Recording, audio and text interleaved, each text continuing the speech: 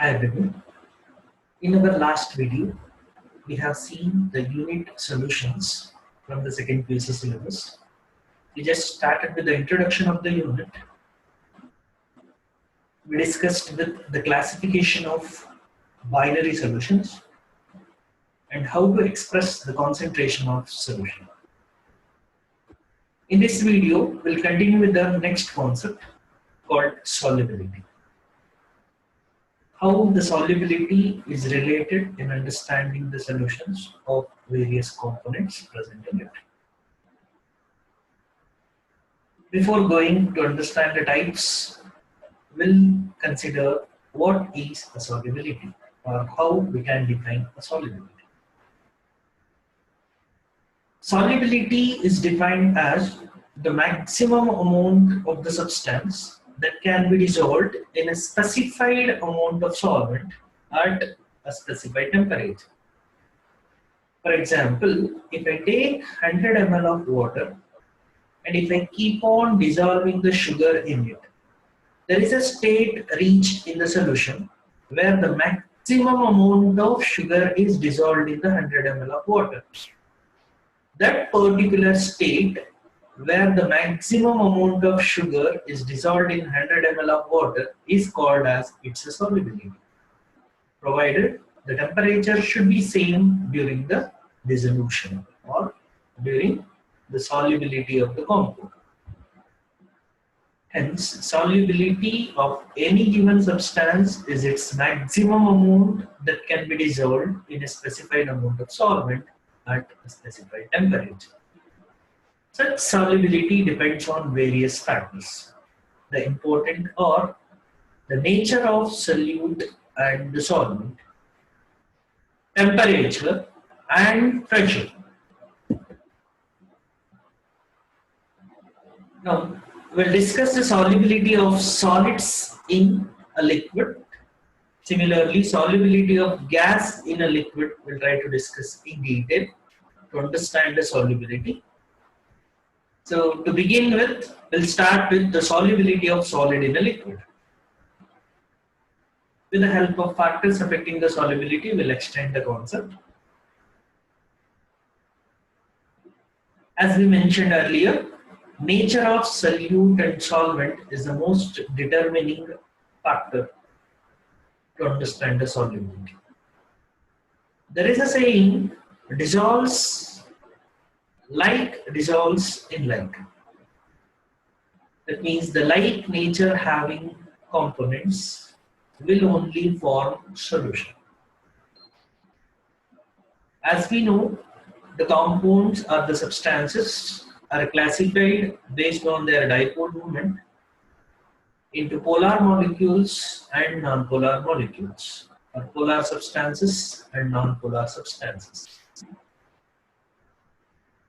If we want to prepare a solution, or if we want to make a substance to solubilize in the given component, their nature should be same. Hence, nature of solute and solvent matters a lot in preparing any given solution. Their nature should be always same to obtain a homogeneous solution. For example, if I take sugar, which is a polar solute, and if I take water, which is a polar solvent, if I mix these two, they easily form homogeneous solution. Hence, the nature of solute here and the solvent is same in preparing the solution. Similarly, if I take any non-polar solute and if I add to the non-polar solvent, then both will easily form a homogeneous solution. But if it is reversed, if we take a non-polar solute and polar solvent, or polar solute and non-polar solvent, then it doesn't form a homogeneous solution easily. Hence, to understand the solubility, the first factor affecting their nature should be same. So with this information, we'll extend the solubility of solid in a liquid. So what exactly if a solid solute is added into the liquid solvent, we'll observe. If we observe the equation here, once we add a solute to the solvent, the process of entering of solute particles into the solvent in obtaining a solution, the forward process is called as dissolution. The forward process for entering of solute in the solvent to obtain a solution is called as dissolution. And whatever the dissolved solute particles in the solvent, as in the form of solution, they collide with one another. Not all the solute particles, there is probability of collision of dissolved solute particles and they get separate as solute and solvent. Such a reverse process where the dissolved solute will separate from the solvent is called as crystallization. During preparation of any solid solution, that is a solute solid added in any liquid solvent, in learning its solubility,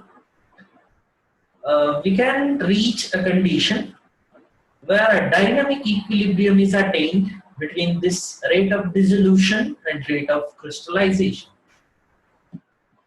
That is, if the rate of dissolution becomes equal to rate of crystallization, then we can call such a state as a dynamic equilibrium condition. Under such dynamic equilibrium condition, we can able to classify the different types of solution. The important being saturated solutions, unsaturated solutions, and supersaturated solution. Now, what is a saturated solution? So after attaining the dynamic equilibrium condition, if the solution cannot able to dissolve the added solute, then it is considered as a saturated state for the solution, or it is called as a saturated solution. Whereas unsaturated solution is the one where after attaining the dynamic equilibrium condition, the added solute dissolves in it. Such a solution is called as unsaturated solution. And the other type, it is the supersaturated solution. In supersaturated solution, after attaining the dynamic equilibrium condition, the added solute gets precipitate. If the added solute gets precipitate after attaining the dynamic equilibrium condition, then it is called as supersaturated solution. So to conclude, a saturated solution is the one after attaining dynamic equilibrium condition, it cannot dissolve more solute. Unsaturated solution is a solution after attaining the dynamic equilibrium condition can dissolve little more solute into it. Whereas supersaturated solutions are those after attaining the dynamic equilibrium condition, the added solute gets precipitates in it. So with this, we'll extend the other factor, how the solubility of a solid in liquid affects. It is the effect of temperature. Again, temperature has a remarkable effect on the solubility of solids in a liquid, because as we know, the dissolution of solute, a solid solute in the liquid solvent, may be of two types of nature based on the heat changes taking place in the system and surrounding.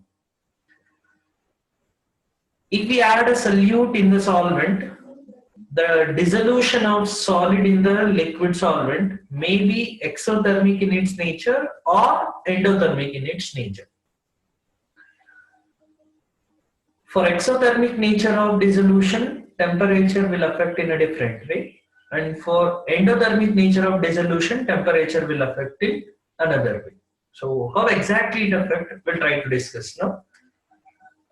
If the dissolution is an exothermic process, so as we know, exothermic process refers to the heat is liberated to the surrounding once the solute is added into the solvent. During such a process, if you increase the temperature, you can recall the Le Chatelier principles. Increase in temperature will make the shift in equilibrium towards endothermic side.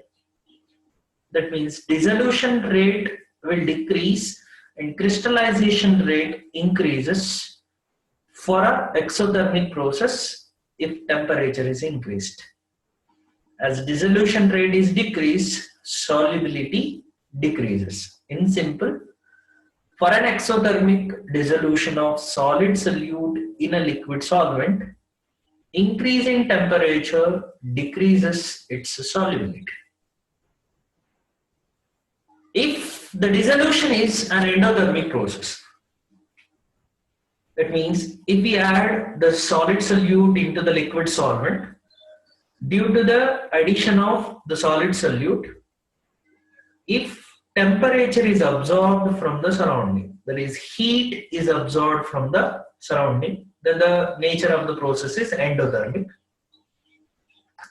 As it requires the temperature externally, to such a dissolution process, if you increase the temperature, then it is going to utilize the increased temperature for its solubility, and solubility of the solute increases. For endothermic dissolution of solid solute in liquid solvent, increase in temperature increases its solubility. Irrespective of any type of solute in the solvent, if it is an exothermic process, increase in temperature decreases its solubility. If it is an endothermic process, increase in temperature increases its solubility. The third factor affecting the solubility of solid in a liquid we discuss with pressure. It's a common observation you can recall. As we know, solids and liquids cannot be compressed by each other. They have fixed mass, fixed volume, and fixed shape. Whereas only for liquids, the shape of the container will decide the shape for the liquid. So by applying pressure for either solid or liquid physical state, you cannot be able to compress the matter.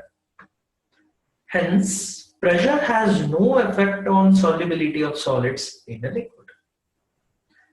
So this is in simple regarding the solubility of solids in liquid.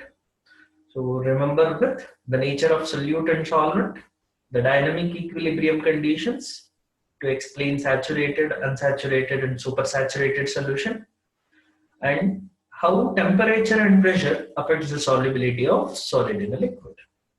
So with this, we'll move to the next slide. So here we'll discuss the next type, solubility of gas in liquid. Assume the solute as gas, solvent as a liquid. Again here the nature of solute and solvent is important in relating its normal homogeneous solution to obtain. If we observe how the temperature affects the solubility of gas in liquid, irrespective of any type of gas, if you add into a liquid and if it is dissolved in a liquid, then always it liberates heat to the surrounding. That means solubility of gas in liquid will be always exothermic in its nature. As it is exothermic, if you increase the temperature, solubility always decreases. So that is observed here. So for any gas, during its dissolution in the liquid, if the temperature is increased, solubility decreases because it is exothermic in its nature. The second factor, effect of pressure. To understand the effect of pressure on the solubility of gas in liquid, we'll understand with the help of Henry's law. Henry's law gives the explanation how exactly the pressure affects the solubility of gas in liquid. Henry's law states that if you maintain temperature as a constant, the solubility of a gas in a liquid is directly proportional to the partial pressure of the gas present above the surface of the liquid or solution. It's simple, just understand in a clear way. For example, if I take a liquid in a beaker, assume carbon dioxide I'm going to dissolve in the liquid. The dissolved carbon dioxide in the liquid will consider its concentration in terms of mole fraction. That mole fraction will assume it as a solubility of carbon dioxide. Now, if the pressure of carbon dioxide above the solution, if it is more, its mole fraction in the solution will be more. If the pressure of carbon dioxide is less above the solution, then the solubility of carbon dioxide will be low in the solution. That means it gives a direct relationship. Pressure of the gas directly varies with its mole fraction present in the solution. So the law can be stated in an alternative way by using the mole fraction as solubility term. At a constant temperature, the partial pressure of the gas in vapor phase is proportional to the mole fraction of the gas in the solution. The partial pressure of the gas in vapor phase is proportional to the mole fraction of the gas in the solution. Pressure varies directly with the mole fraction. Now, if we observe the mathematical form for the Henry's law, a small letter P signifies the vapor pressure, that is the partial pressure of gas in vapor phase, and the symbol X signifies mole fraction. P is directly proportional to mole fraction. By removing the directly proportional, the constant of proportionality introduced Kh is called as Henry's law constant. Hence, P is equal to Khx is the mathematical form for Henry's law. And if you observe the mathematical form, the Henry's law constant values obtained for various gases is compared with their solubility. It easily signifies that, so they are inversely related. Higher the value of Kh, lower will be the solubility of gas, or lower the value of Kh, higher will be the solubility of gas. If we observe the Henry's law in graphical form, here the example of HCl is taken in the graph. The partial pressure of HCl is plotted on y coordinate, and the mole fraction of HCl in solution of cyclohexane is taken on x coordinate. So the graph obtained here indicates that there is a directly proportional relationship between the pressure and the mole fraction. That means if the mole fraction increases, pressure increases. Or if you increase the pressure of the gas, the mole fraction of the gas in the solution increases. If we observe the applications of Henry's law, Henry's law finds application in various important things. The important applications are listed here. The first one, if we take, we'll understand with the reason to explain the respective application. Soda bottles are always sealed under pressure. What is the reason for this? Why soda bottles or sealed under pressure. As we know, increase in pressure will make the solubility of the gas to increase. In the soda bottles, to solubilize the carbon dioxide gas or to dissolve the carbon dioxide gas, pressure will be applied. As pressure varies directly with solubility, if you apply pressure during the sealing of soda bottles, the dissolution of carbon dioxide increases. That is, solubility of carbon dioxide increases. The second application, we'll think with going above the sea level and below the sea level. In the second application, we'll consider below the sea level. If a person who is a deep sea diver, if we observe, they always carries a cylinder of oxygen diluted with helium. Now, what is the need of carrying the oxygen diluted with helium for the deep sea divers? As we all know, from the ground level, if we go below the ground level, pressure increases.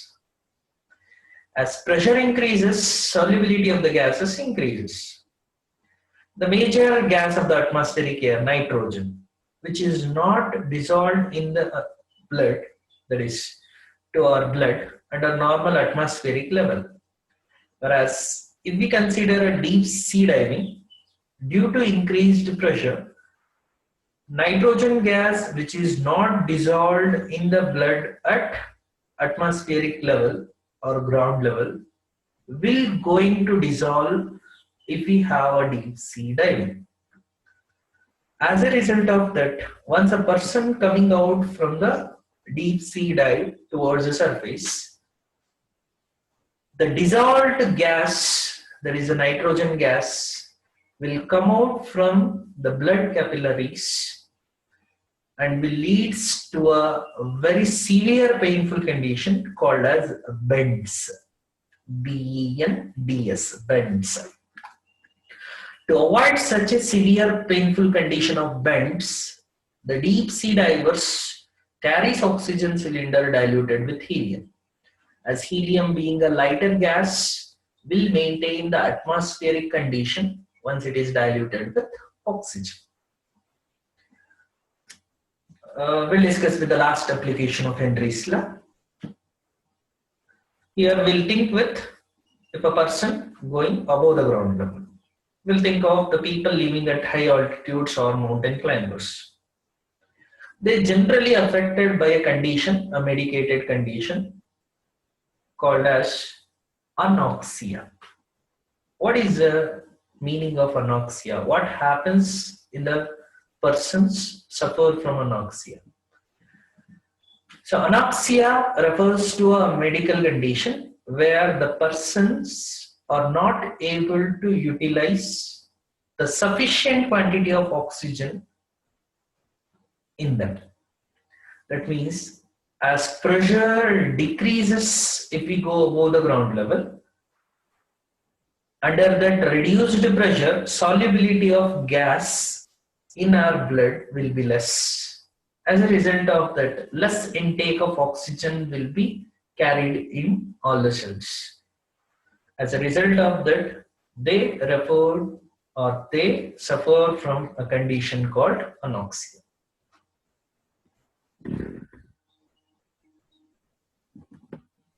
So with this, we'll go for the next information, next topic in our unit. Vapor pressure of liquid solutions. That is liquid solutions or solid liquid solutions, both we'll try to discuss.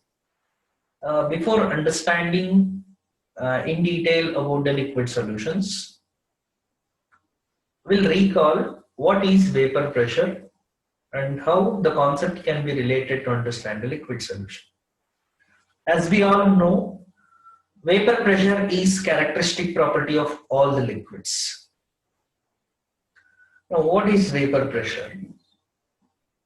If any liquid is taken, some of the molecules of the liquid from its surface will escape into the vapor phase, and they put pressure onto the surface of the liquid.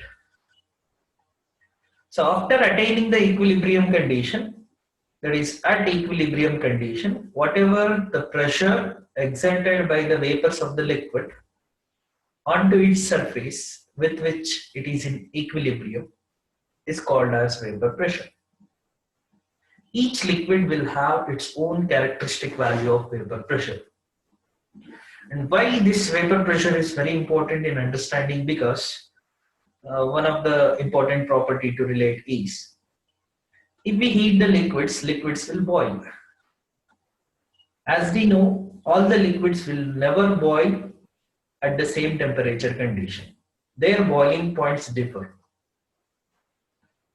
So there is a direct relationship of vapor pressure and the boiling point.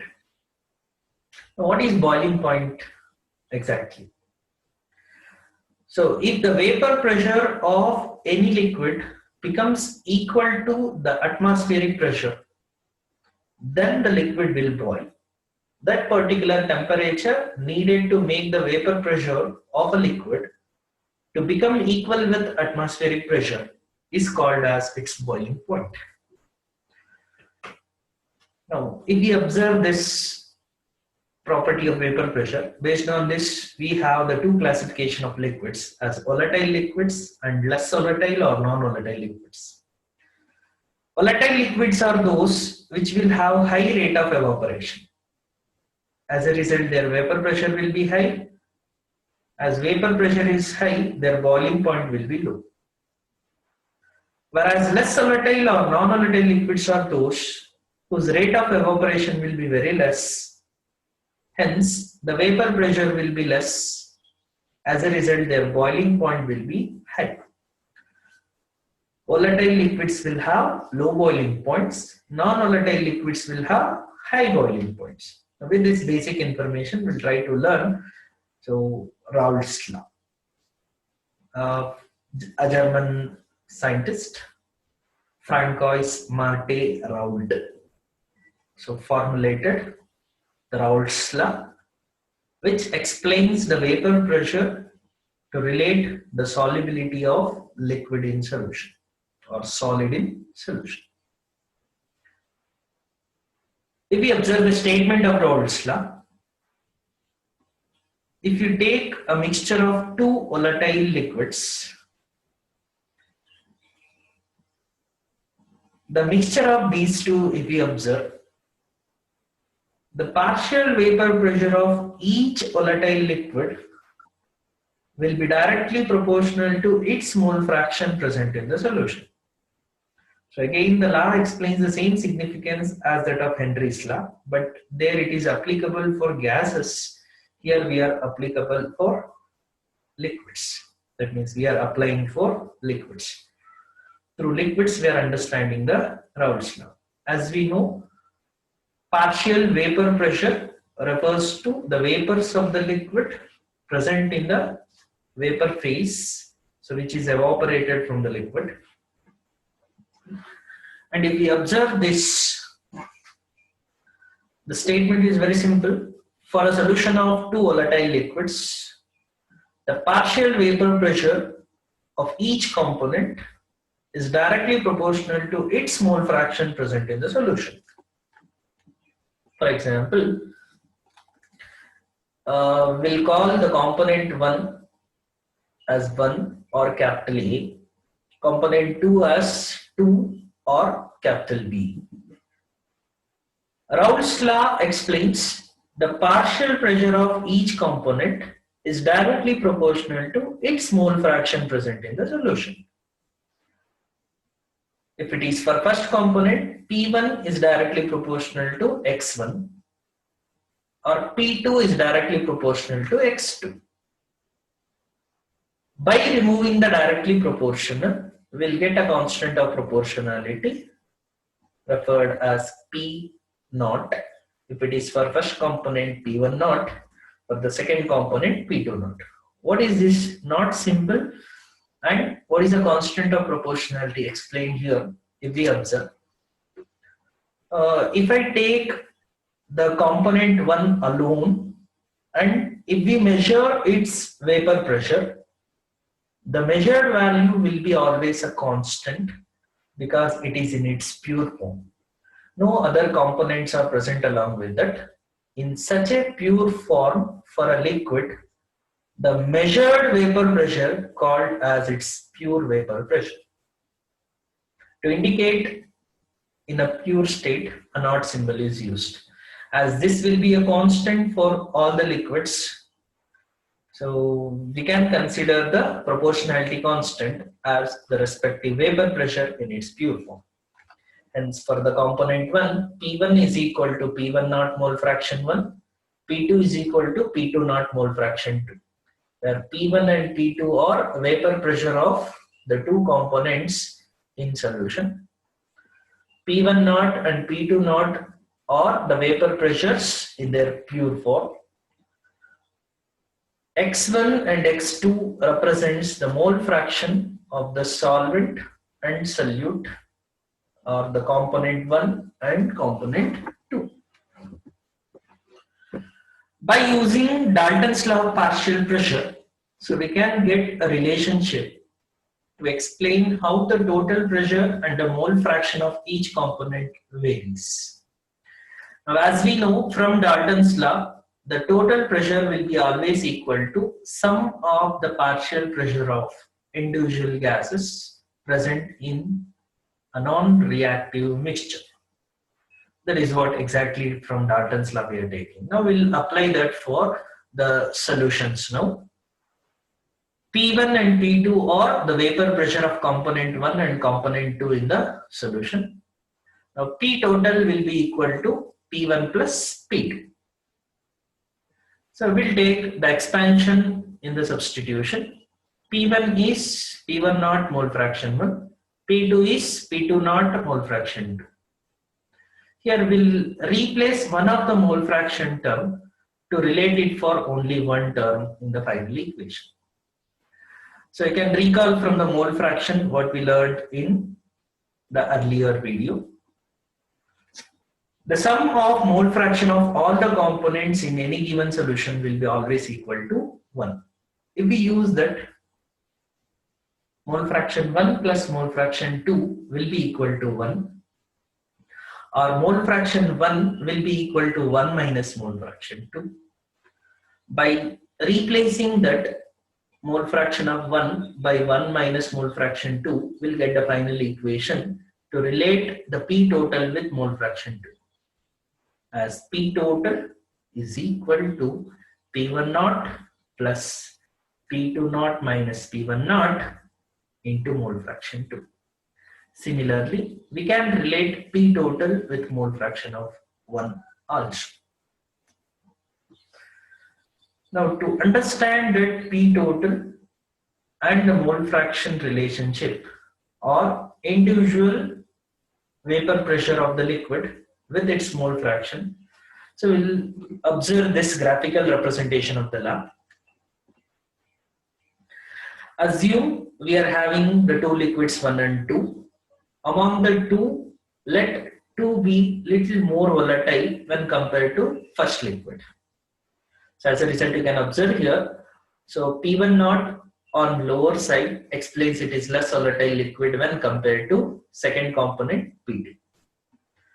So we'll take vapor pressure on y coordinate and the mole fraction of the respective component on x coordinate. So both the solutions are shown in the same graph. First you try to observe the first component now. So for the first component, mole fraction of 1 is equal to 0. We'll slowly increase its mole fraction. As a result, the partial pressure increases, or you increase the partial pressure of the partial vapor pressure of the gas, that is a liquid. If it is increased, its mole fraction in the solution increases and reaches a maximum, where the mole fraction of the component is 1. So we can consider the pure form of its vapor pressure P1 naught. It is P1 directly proportional to mole fraction 1. A similar relationship you can observe here with a linear form.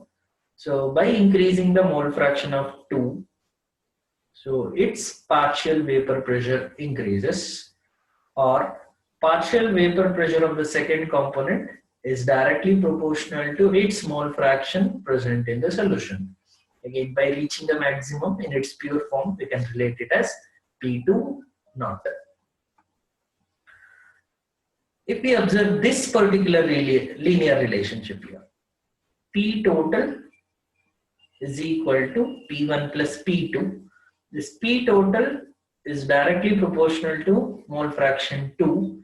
If we observe this final equation, as we know, P1 naught is a constant, P2 naught is a constant.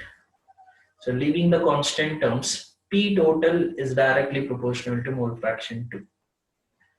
Similarly, we can show P total is directly proportional to mole fraction 1. Based on the more volatile component what you have taken in the two solution, the graph can be constructed to understand the Raoult's law. So with this, we'll try to stop for this video.